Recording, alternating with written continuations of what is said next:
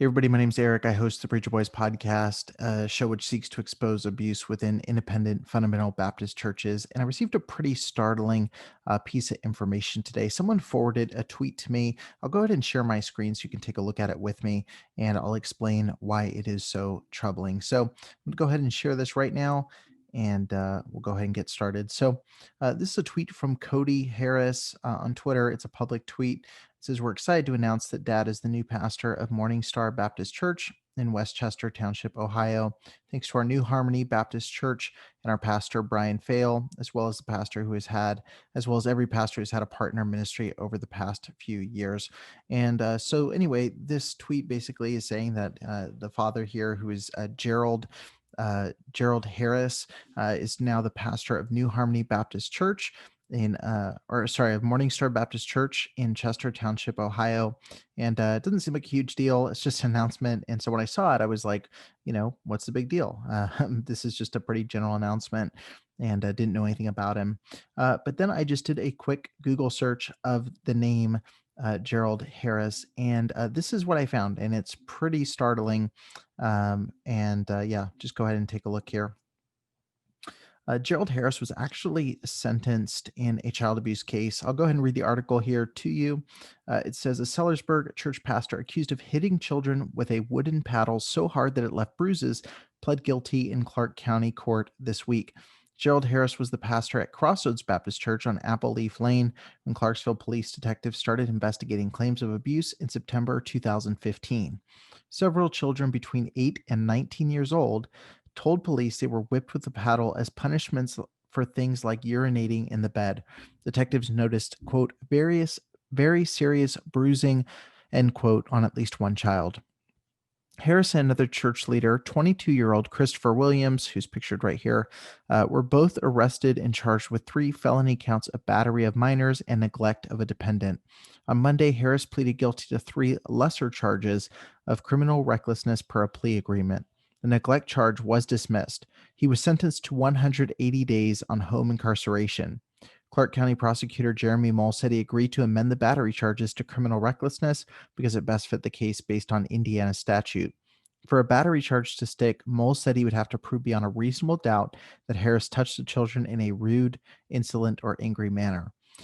Quote, the facts in this case were a little atypical in that you had pastoral staff of a church facility that were very calmly disciplining individuals in a way that they believed to be appropriate, but in fact was excessive, end quote. I'll let you decide whether you believe that. Mole said, quote, and according to how these statutes are written, it was clear to me that criminal recklessness, which means subjecting somebody to a situation that endangers their health, best fits the facts of this case, end quote. So it's fine. He was just calmly beating them to the point of being badly bruised. Mole said Crossroads Baptist Church was operating a boarding school primarily for children from out of state. So this was a troubled teen home, like many have covered on the show. Says parents having problems with their children would send them to the boarding school in hopes of giving them structure and keeping them out of trouble. Mole said the plea deal does not prohibit the church from operating a boarding school in the future, but Harris, the person we're talking about, Gerald Harris, has been ordered to not run or supervise any such program. A phone call to the number listed for the church was unanswered Tuesday. Quote, it seems that the intent of this individual was to reform children that he thought needed reforming, but simply went too far with how hard he was paddling the children, Mole said. And I thought that there needed to be accountability. He needed to be held accountable. On the other hand, I didn't feel like an excessive prison sentence was warranted under these circumstances. Harris attorney Carrie Hurst could not be reached for comment Tuesday. Williams, the second suspect, is scheduled to appear in court for a plea hearing June 7th. Mole said he's limited in what he can say about Williams' case, but he thinks he and Harris had a similar level of culpability in the case. You get a little bit more information in the other article here. This is the person who was arrested alongside him. And it says Williams specifically and Harris both would whip the children with a paddle as punishment. Williams, who worked with Harris, was specifically accused of tying a rope around one child's waist and jerking the child around. Detectives noticed very serious bruising, and he admits to creating substantial risk of bodily injury to 3 different children. And the same thing for him. So in addition to home incarceration, Williams and Harris were both ordered to not work in a school environment in any capacity as part of their plea agreements. So this is pretty shocking. This is from August 8th, 2016. Obviously, today's post is from 2021, January 10th. And so you have a guy who just about 4 or 5 years ago gets arrested for severe neglect of children, for beating them to the point of leaving serious bruising. They're tying ropes around kids' waists, jerking them around, beating them to the point of bruising for infractions like wetting the bed. You've got kids everywhere from 8 to 19 years old, a broad range of people being supervised in a pretty careless environment. And so you have this happen, this arrest. This guy's ordered not to even work in a school environment for the rest of his life as part of this plea deal. But yet in 2021, he's pastoring a church. And this is just shocking. This goes to a different level when it comes to people being shuffled around within the IFB. And I already had people when I posted about this.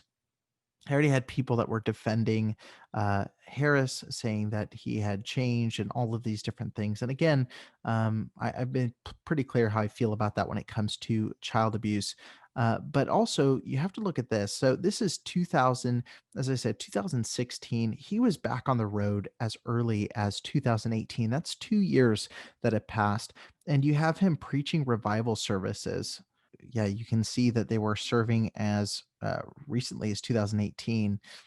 This is January 7th when this picture is. So 2 years after this arrest, he's back on the road preaching at services. February here. You've got April 15th. Uh, Preaching alongside Brian Fale. Brian Fale was their current pastor. He gets a thank you in the tweet. He's been the one apparently endorsing the ministry here and preaching at tent revivals. Again, there's pictured there. Preaching a revival service, Steve Cox, Jerry Harris, Kenny Baldwin speaking there. Again, were these guys familiar with what was going on? It's just very, very shocking that a man who just 5 years ago was arrested for child abuse is now pastoring a church, and he's not even allowed to be working at a school, but he's going to be pastoring a ministry, and it just doesn't seem to make sense. And I want to go a little bit deeper on this too. So the person who posted this, Cody Harris, he actually, back when the story broke about Cameron Giovanelli and Sarah Jackson, their family was very aggressively going after Sarah. Cody repeatedly called her, just straight up called her a liar, and was accusing her of making up the story about Giovanelli. And so it seems the apple doesn't fall far from the tree when it comes to being a style of ministry and the way that we handle cases of abuse. And so I have to encourage you, if you are in this area of Ohio, definitely make this known to the general kind of public there in that community, because this man should not be pastoring a church. And I think whether you're independent Baptist or not, that should be very clear. That he should not be pastoring a church.